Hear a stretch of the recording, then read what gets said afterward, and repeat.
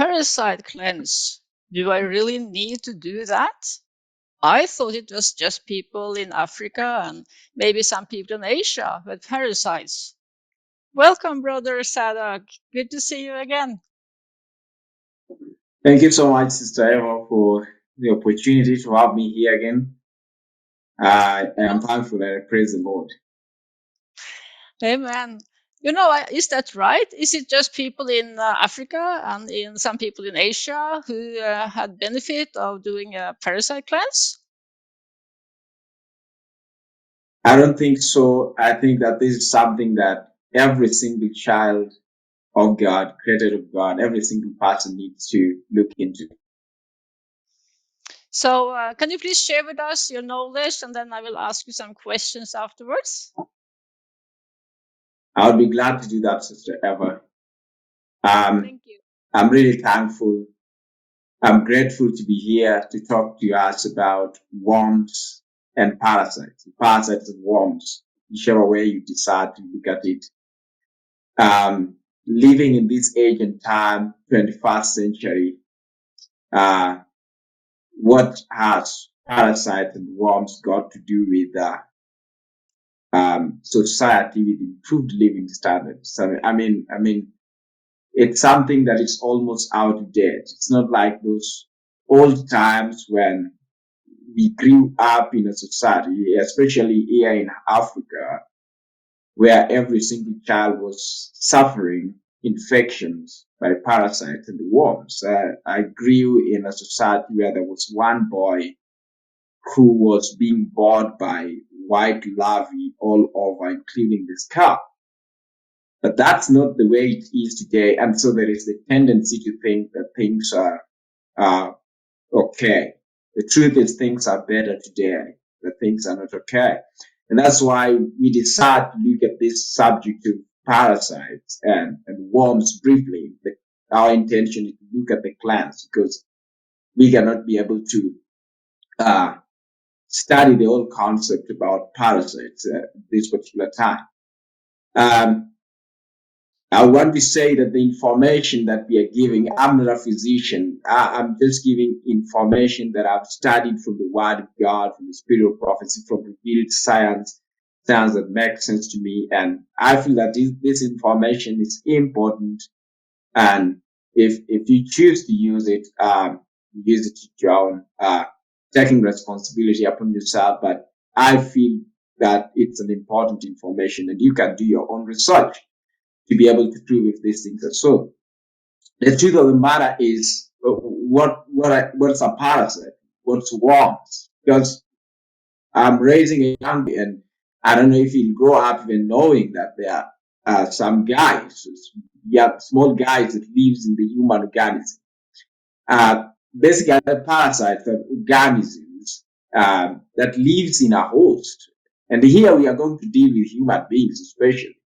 But they don't only live in human beings. I mean, a couple number of all these other living organisms, the animals, even the pets that we keep in our very homes, they have parasites and they have worms. And then these guys, these organisms, they feed for free in the organism. They feed for free and they don't pay rent.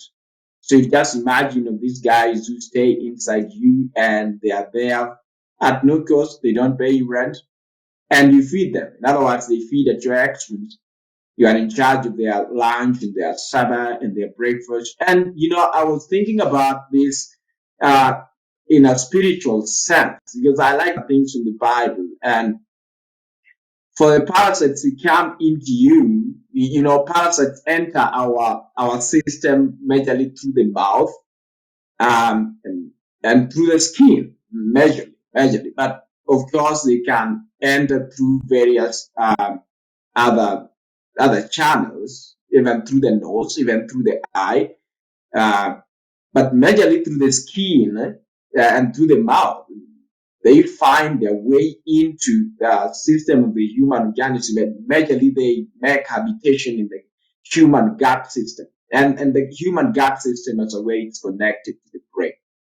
But before we look at what I have to present here, is I want us to think about this in a spiritual sense, how sin actually enters the human being. Well, there are decisions that now you have to know that someone makes. If you entertain bad thoughts and if you entertain an environment that is not conducive for spiritual growth, then you are exposing yourself, or you are making yourself vulnerable to sin. And that's the sense in which Jesus Christ says in prayer, lead us not into temptation, but deliver us from evil. And says, be watchful. And so you realize that if we do not provide an environment that is proper and conducive for the development of Christian character, then sin as a parasite finds itself into us. So then the parasite of sin begins to eat us. It has no blessings at all. We don't have a symbiotic relationship with parasites. Even though we'll find out that we have some good intestinal bacteria, we call them the intestinal flora, that are good for us. But here we are talking about the bad guys that are in your body that needs to be kicked out, and we don't know about them. And I just wanted to look at the slides we've got to present here about these guys and how they come into our bodies. And basically, science divide them into three major categories: the protozoa, the helminths, and the ectoparasites. Basically, the protozoa are the microscopic guys, and then the helminths are those guys you can be able to see. As you can be able to see there, this guy, this doctor and the father of germ theory, Arvish one, he made a statement which I believe with all my heart, that is a very powerful statement. He says, if I could live my life over again, I'll devote it to proving that germs seek their natural habitat. Their natural habitat. What's their natural habitat? Disease tissues rather than being the cause of disease. You see, in the laboratories where the scientists are doing the work of investigating the causes of disease, there is a lot of work done on finding how these viruses, bacteria, fungi, and all these things cause disease. That we forget that these things don't necessarily cause disease, though they are infectious, but they necessarily don't cause disease. They take advantage of an environment that is actually wasting away. Uh, it only seems to me as a systematic breakdown. It's like flies that are coming to a dead animal. So when the animal dies, the flies gather around the dead carcasses and tries to lay eggs upon it. And from the eggs, you have the larvae which then decompose.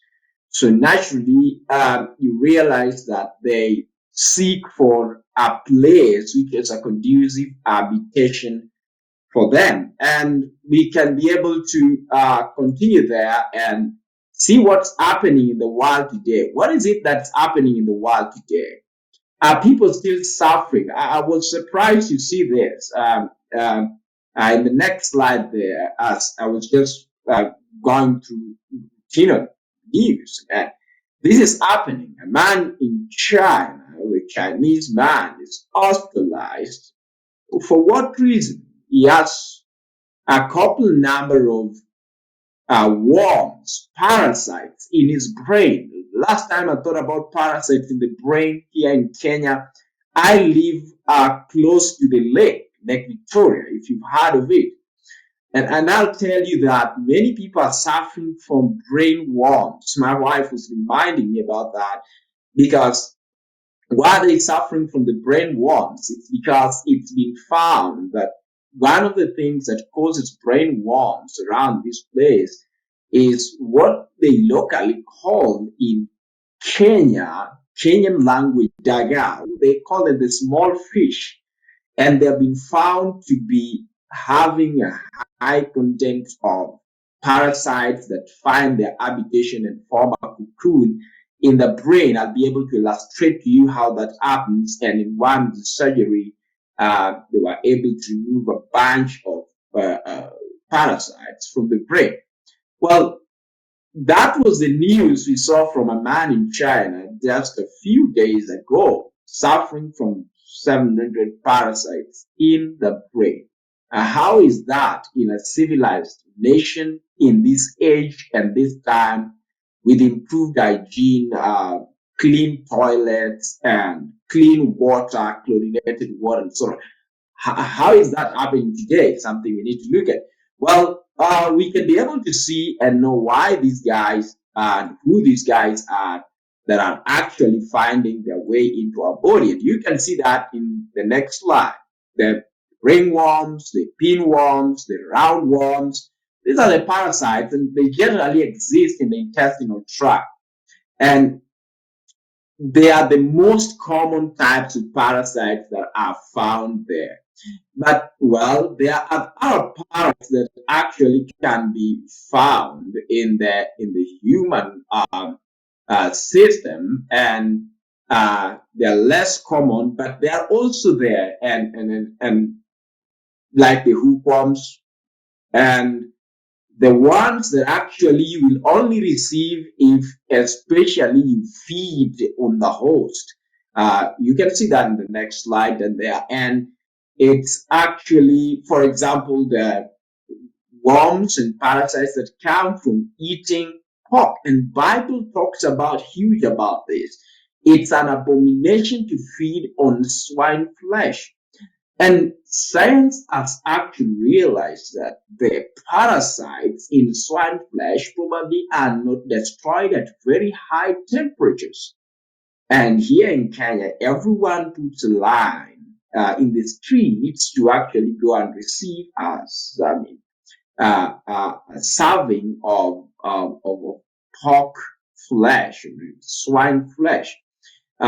It's something that's very disgusting, but everyone actually would agree that's one of the things that people kill to receive in the street. It's sold openly in the street. It's not something you've got to go to the hotel and get. It's sold everywhere in the street, and everyone is going for it. And we can see that it's one of the ways in which multitudes are suffering from parasites. Well, what are the symptoms of these guys when they get into your body? The hookworms, the ringworms, and we're not only talking about this here in Kenya. I'll talk about it because I've been here in Africa. We are having a lot of parasitic infection. In fact, I remember while I was in Ghana for mission, I was attacked by the malaria parasite, serious and levels, high levels of malaria intensity in my body, and the malaria parasite is just another parasite that can perhaps only be seen under a microscope. But they are generally those parasites that I want to dwell with in the intestine. Well, what are the symptoms that these guys are already in you and they need to be kicked out? Where do these guys come from? We look at the symptoms and perhaps talk more about where these guys come from, because you are eating good food, perhaps you're even a vegetarian, you don't like flesh. But I can tell you the truth that every single guy needs to consider cleansing themselves from parasites. If you do not actually clean your foods properly, if you don't drink clean water that is well disinfected, perhaps using uh, the disinfectants that God has given us, perhaps if you're walking barefoot, which is sometimes good, to walk barefoot is sometimes good to the electrolyzer. And at the same time, if perhaps you are not having a good hygiene system in your kitchen or even in your entire environment, in your outer house and so on. But also think about how you clean your vegetables in the kitchen and so on. These are some of the things that you might need to think about, because some of us, when we go raw, trying to take vegetable salads and fruit salads, we don't clean them thoroughly. Perhaps we need to clean them with some salt and some uh, soak them in some charcoal, a little bit of lemon water, a little bit of fruit grade vinegar, white vinegar, wash them right there. But well, if you don't do all these things, or even if you do each and every uh, highlights that I've done, still you might be having symptoms that shows that you need to clear up the system. And that's what we are seeing in that slide there. The symptoms of parasitic infection in the gut, or even in the liver, or even in the pancreas, or even in the brain, because as you know, there is a nerve that connects the gut and the brain. Okay, we can look at that slide. You see some of the symptoms that you will be suffering if at all you are having these guys in you. Restlessness at night, one of the things. Restlessness at night, picking the nose, gritting the teeth, okay, itching at the anus, dry cough. And you know, sometimes it even causes convulsion. There are people who are having a lot of strikes and convulsions. There are people who have been diagnosed with multiple sclerosis and just having worms. If you did a parasitic cleanse, they would be good. Skin infections, nervous disorders, abdominal belly pains, diarrhea, fever. And you know, when you look at these symptoms, most of these symptoms are very common symptoms and can be confused for other conditions, medical conditions. That's why you realize that sometimes the diagnosis of infections of parasites and worms is arrived at late in the medical procedures, because in the first instance, if you go that you have fever, or if you go that you have diarrhea, perhaps diarrhea could be common, but if you went there that you had convulsions and perhaps you have fatigue or even anemia, because these guys actually eat, they rob the good food of iron. If you go, I'm itching, I'm having some itching, perhaps they might suspect that digestive issues and indigestion and uh, issues of stomach pain, weight loss, because these parasites feed, they literally feed on the food, and so they are competing with you in the food that you supply, and sometimes they take more than you take. They take more than you take. They block the system. When they block the system, you're constipated. They create the byproducts in the system, and this leads to further putrefaction and fermentation in the system and in the colon. And it's just a mess. Sometimes they even bore the mucoid walls of the intestine. And you realize that it's late in the day when actually the medical system will diagnose that this person is suffering from parasite. In fact, as you read, you realize that in the developed countries, this is almost a forgotten case. They don't think about it. They don't even think they cause serious conditions. And that's why, with time, people have even forgotten the routine of deworming, perhaps after every 3 months. And for that reason, people can suffer a lot of diseases without knowing it's all about worms, right? All right, we can be able to continue thinking about that, but uh, what are some of the causes of um, uh, what are some of the causes of uh, parasitic infection? How do they come into our body? How did these guys get into our body? One of the most uh, known causes is poor hygiene. When you have poor hygiene in your compound, in your kitchen, uh, in your compound, in your kitchen, or wherever you go to, I want you to understand. Uh, uh, in your toilet, for example, in Kenya, where we have been working in areas where people don't even think toilets. Um, Poor hygiene is one of the uh, most known, one of the most known. ways in which parasites find their way in to the system. So, what about cases whereby you are eating a poor diet? A poor diet. Constipation's usually the problem. Worms are found when the stomach is drained from eating improper food. Worms are the issue. When you eat improper food, especially a flesh-based diet, or even if you're eating flesh, they are poorly cooked. That even makes the issue worse. While when you're eating what we call uh, uh, rotten fruits or overripe fruits that are almost becoming breeding grounds for these guys.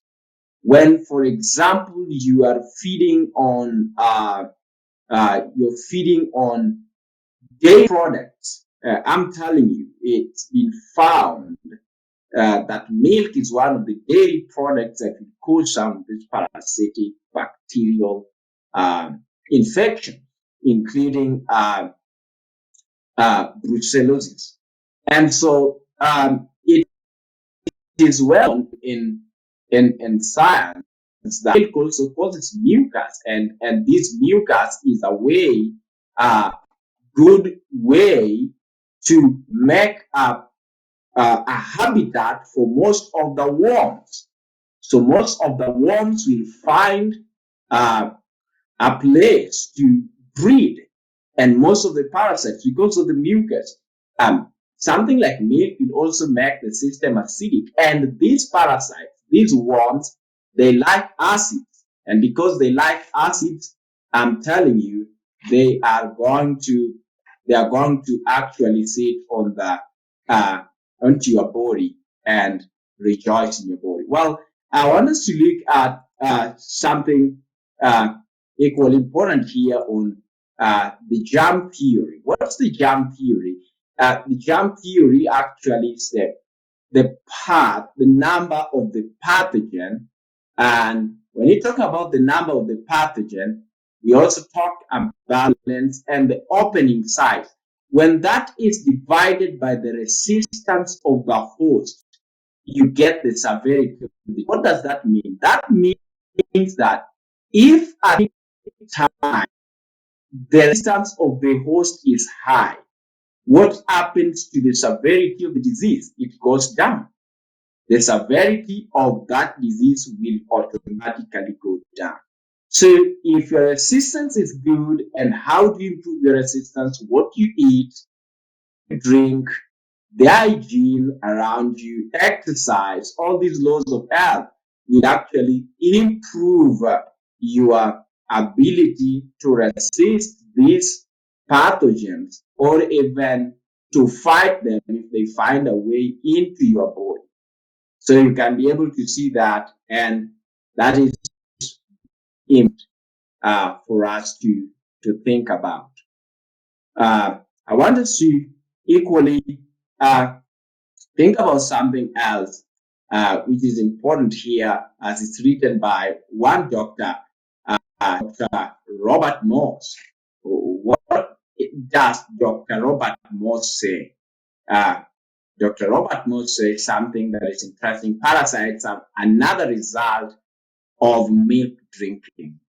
Estimates are that 60% or more of American dairy cows are one or more of the following: leukemia virus, salmonella, and the tuberculosis virus. Furthermore, as milk a dairy product and the most mucus forming of all the foods you consume, and refined sugar is the second most. And then it says both of these foods will cause excessive congestion to build up all through our tissue. And then, because of that mucus content, what will happen? Fungi, worms, yeast will actually thrive in that environment. What will we have? We'll actually have an infection. What has caused the infection? Toxicity and acidity, which has come as a result of what we eat, which has made a good breeding ground for the parasite. So then if you just undo the cause, then you realize that you're already going to have a system that is clean. And if the system is clean, then definitely you are not to fear. Even though you are to be cautious, you are not to fear as much as those who have created a breeding ground for this parasite. All right. Okay. Let's also think about this just before we wind up, as it's said by this writer, Ellen White, one of the most common, best writers, commonly read in the United States of America and all the world. She's written a lot that science do agree with today. Tissues of the swine, the tissues of the swine swarm with parasites. Wow. The tissues of the swine swarm with parasites. So it's not a new thing. Talking about pork and the eating of pig's meat, she says that many tissues today, if they put a tissue of pig meat under the microscope, they see very thousands and millions of small microbes that are actually dwindling and making their way through that meat. When actually it ferments, it putrefies in the system, the worms actually take part in decomposing it. And you know, meat takes 72 hours to go through the gut system, in the digestive gastrointestinal tract and its functions. And so what happens is if it takes the 72 hours, it's sufficient for it to begin rotting. And it also hampers the digestion of the other food that you eat within the 72 hours. And that leads to development of more of these worms. And remember, the more the worm keeps there, the more it gets bigger, the more it keeps feeding. Well, it may not kill you so fast as you may think. Why? It's because the parasites want to stay there long enough, keep you alive so that they can keep getting food. So as long as you don't put anything that disturbs their being there, the guys are not going to be very aggressive, but at the same time, they are going to cause symptoms that are going to make your life very uncomfortable. And you can be able to see you're fatigued and so on. Okay. So you could be able to see, she equally saw that actually these parasites are bad guys that uh, actually can be found uh, in pigs. All right. She also said something which is very important. She said in the next slide there that eating of pork has produced craft, leprosy, and cancerous tumors. And that's why one man, Dr. Tullio Mussolini, a Japanese doctor, he said cancer is a fungus. And if we follow back, we realize that it is probably because of these microorganisms living in our bodies, which are a sign that most of our bodies are running out, that actually leads also to cancerous tumors. It's a breakdown of the system because of toxicity. And so he said cancer is basically fungus because fungus grows in a place that is moldy and rotten.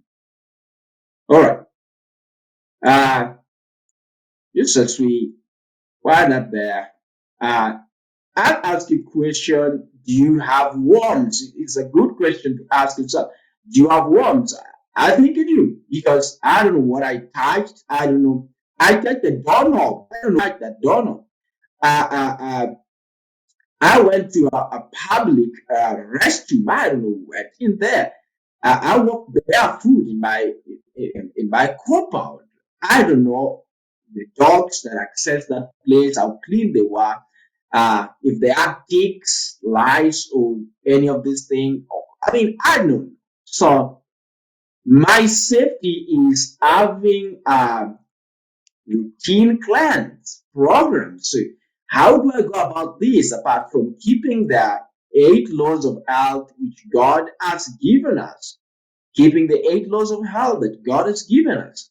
Uh, Fresh air, sunlight, good nutrition, clean water and hygiene, proper dressing. What I mean, dress too long, a dress that sweeps sweeps the ground, what's gonna happen? I'm gonna carry all the bugs and all the eggs of other worms. If we are in places like us, even places where people openly defecate, I'm going to carry them just because of improper dressing. If I don't cover myself properly, if I don't uh, put the necessary precautions to keep away the worms, I am going to have parasitic infection, worm infection. All right, so I'm going to check what I eat, and apart from checking what I eat, I am to do that uh,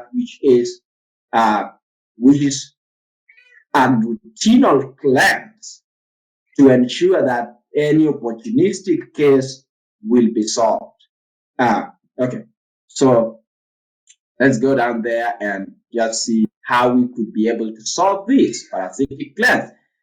A simple way, and I'll go through this very fast, is steeping, a basic steeping of pumpkin seeds. If you can steep pumpkin seeds and then drink it, if you can be able to steep perhaps water, a garlic water, and drink that, that will be powerful. If you can be able to have herbal laxatives like senna, cascara sagrada, and mandrake, that's good. Well, other things that you could be able to do is you can be able to have all these combined together, do a 3 days fast, and after doing a 3 days fast, on the fourth day, or rather, fourth day or the end of the 3 days, you just have your milk there, warm your milk, and sit on that milk. When you sit on that milk, they are going to sense that milk and come through the rectum, through the anus, and you'll be able to see them. When they are exposed to air, they definitely die out of some time. So that's important for us to think about. That's a very basic way. But, well, there are other ways of cleaning, the other ways of actually doing a cleanse, apart from just that, which I know equally you can use, as you can see in next slide, you can use a black walnut tea. Very, very important. Well, yes, you can use a black walnut tea or tincture or oil. It's very powerful. You can add wormwood to it. And in many cases, when you're doing a parasitic cleanse, it's proper to fast so that the guys, when you give them something like milk there to drink, they'll be coming for it. They'll be starved when they're in the stomach there. So if you give them walnut tea, ginger, and wormwood, that will discourage the parasites. Oh my God.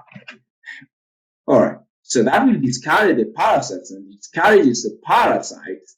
What will happen is the parasites will starve for those 3 days.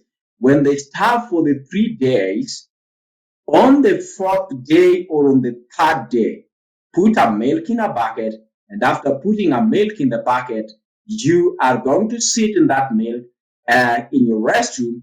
When you sit in that milk, you are actually going to have the worms come down there. So some of the cleanse programs will actually kill the parasite. Some will pipe them out live, whichever way. But what you want is to get them out of the system. Well, what we use commonly are pawpaw seeds, which we actually grind the pawpaw seeds and we take a tablespoon in hot water 3 times a day for 1 week. That's for 7 days. It's equally a good thing. I didn't put that in the notes, but it's something that we are also doing. Well, we can do a couple number of other remedies which are known, but this one will work. Some people are using the sap of green papaya, which is also good, especially for bilharzia cases and so on. So that's important. Is a way you can cleanse. And last time we talked about enemas, good ways of cleansing. Okay. Uh, as you can see in the next slide down there, cholera, for example, I put this here because cholera is very common. Cholera is very common. And I know that one of the ways of dealing with cholera is to restore hygiene. Hygiene is the best way. But just in case it attacks, like in the refugee centers around these places, hey, what are you going to do? Lemongrass oil is very important. And remember, during the Spanish flu, lemongrass was hugely used. Pumpkin seeds, prickly ash berries, cayenne, one capsule 3 times a day, good. Garlic, 5 capsules 4 times a day, one. Mandrake, black butternut heart, garlic enema 3 times a day. If you go through this regimen and you maintain hygiene, you drink water, and um, you follow the laws of health, most probably God is going to bless your effort. Okay. Uh, I put that there because cholera is very common here. And you could be able to see that picture which shows a brain which has been attacked by worms. They come eat and then they go through the nerve, the vagus nerve connects the gut to the brain. They go through and they stay in the brain. And so you have headaches and you have all those things. I mean, it's crazy. You are tired. And remember, if it goes through the vagus nerve into the brain, what happens? Man, it's going to go to the hypothalamus, and that's where your emotions are controlled. So even your Christian character development aspects going to be interfered with, easily get irritated, and getting and things like that, your emotional mood swings are going to be developed. So you want to be sure that you get these things out so that you can be able to use the means that God has given uh, to develop character. Well, so there you can be able to see right down there is a picture of worms just coming off uh, the body. Worms just coming off after detoxification, after parasitic cleanse, and it's just amazing to see that actually God can get these guys out of us. I am glad that if we surrender our lives, God can take that sin out of us. He can cleanse us and purify us and remove that parasite out of ourselves, the parasite of sin. And that's why Jesus Christ is right in the most holy place at such a time as this. Friends of Jesus, we are told uh, by Sister White in 382, paragraph 3 of Guidance. And I want to end with this just to help you recap.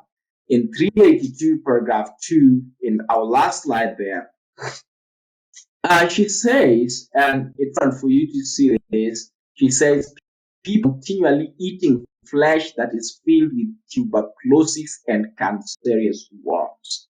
Tuberculosis, cancer, and other fatal diseases are thus communicated. The germs of cancer, the germs of tuberculosis, the germs of all these diseases are hugely communicated by living a life which is likely flesh-based diet. And if we turn away from an animal-based diet into a plant-based diet, we will not eliminate 100% parasitic infections in worm infections. But the truth is, we will actually provide larger degree an environment which will not accommodate the infection by parasites.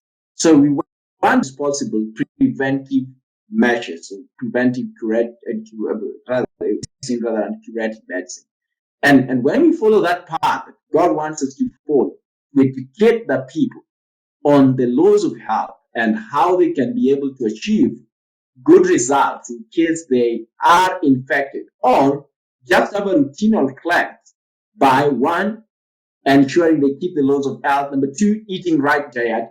But at the same time, you need also to populate your gut flora. When they go high, the bad guys go down. So you want the good flora to be up there and the bad guys to be down there. Friends of Jesus, may God, who richly bless, continue to educate you to know better how to deal with these bad guys so that they don't consume life out of it. God bless you. Thank you, Sister Emma. Back to you. Wow, thank you so much. Wow, that was much very interesting information. Praise Yeah, the Lord. yes, it's, I have some questions. You were saying that, some parasites, they cause disease directly, while others cause Yes, disease by the toxins they produce, and they all feed yes, on what we eat. And even some are feeding on the red blood cells, and I believe all of them yes. are laying eggs inside our body. So a question is there certain time of the month when these parasites produce more eggs? And we should, is there something we can do to prevent that these eggs are, coming certain times of the month? Yes, indeed, that's very true. That there are certain times, depending on the temperature and also depending on the surrounding environmental factors, because they have life cycles that they follow, that they produce more of the eggs. And I was just studying and I realized that some of them produce 200,000 plus eggs per time. So it's important that we do routinal cleanses by science about every 3 months. That's why we need to do it every 3 months before the population goes up at any particular time. So that's very important. You mentioned a very important thing about anemia. When they feed on the red blood cells, or when they actually rob you of the foods that carry iron, they actually make you anemic and thereby make you weak. And if they do that, they make you susceptible to many diseases, because when the red blood cells go down, the guys that fight disease also go down, which are the white blood cells. You can be able to see how that works out. So it's very important for us to, and that can come by a parasite directly attacking you, or by them actually excreting the toxins from themselves into your system, which mixes and enters the blood, and impure blood. Apart from the eggs that they lay, the toxins that they excrete equally enters into the system and makes the blood dirty. If we have a dirty blood, we have a dirty system, and so disease comes. Hmm, thank you. So, Brother Sadok, have you ever had parasites yourself? You know? Yeah, sure, sister. As I told you, we grew up in an environment where parasite is almost a common thing, even though, uh, even though today it's not even in our areas common as then. But I grew up in a society where parasites was a common thing. Every time we were being detoxified, even by our parents, before I had this message, I mean, you look at our waste and you see the parasite itself. And at that time, it was like something that the government had to continually educate people on doing. Today, it's forgotten unless you have personal disease. So, yes, I'm having a system. So, yeah, maybe I should share my experience with parasites. Oh, I, sure, you should share what your experience yeah, was yeah, like, even you with the know, clans itself. yeah, I was. I don't know how I got all these parasites. Maybe because I was in Thailand many times. I have no clue. But I was listening to Dr. Jennifer Daniels, and she was talking about parasites. So I thought, oh, maybe I need to take a parasite cleanse. And Yes, after a few days, I saw these. They were maybe this long, 2-3 centimeters long when I went to the bathroom. And so I thought, wow, do I really, have worms inside me? And never thought about that. And so then someone said, oh, you should try MMS. And then I really got a surprise. If you can see the last slide, one morning when I went to the bathroom, then I saw on the left side this long thing come out of me. I mean, I 180 tall, and it was higher than me. And people have asked me, what Wow. kind of worm is that? And I say, I have no clue. I don't know the worm world. Wow. And but people say maybe it's this tapeworm, and they can be up to 50 feet tall, and they can be in you for a long, long time, and they can lay many, many eggs, as you were saying. So I thought, wow, boy. And then someone was telling me, oh, you should try mimosa pudica seeds. And big was my surprise, if we can come back to the last picture. This on the right side, that's one parasite, but I had many of them. And boy, I felt that I was full of parasites. So Wow. yeah, so maybe people are motivated now to do parasite cleanse, because I didn't know I had them there. I wanted to take a parasite cleanse because some people had told me that, you know, maybe you are thin because you have parasites in you, and then they will eat, you know, much of the food you are eating, just like you were saying. So anyway, I think it's very interesting. I think it's very important that people consider to do a cleanse, as you were saying. Uh, some people say twice a year, some people say more often, but yeah.